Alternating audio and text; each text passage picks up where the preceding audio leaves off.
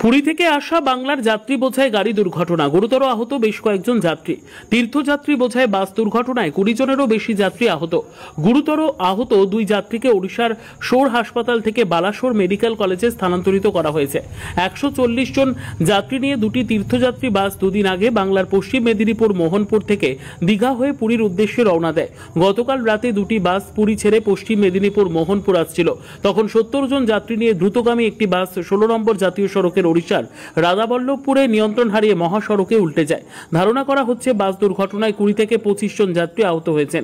আহত যাত্রীদের মধ্যে কয়েকজনকে বালাসোর এবং শিমুলিয়া হাসপাতালে স্থানান্তরিত করা হয়েছে এবং 10 জনেরও বেশি আহত যাত্রী চিকিৎসার জন্য শোর হাসপাতালে আছেন। তাদের মধ্যে বাসন্তী খামারি, গীতাঞ্জলি মাইতি এবং রাধাকৃষ্ণ ধিন্দা গুরুতর আহত। তাদের বালাসোর মেডিকেল কলেজে স্থানান্তরিত করা হয়েছে।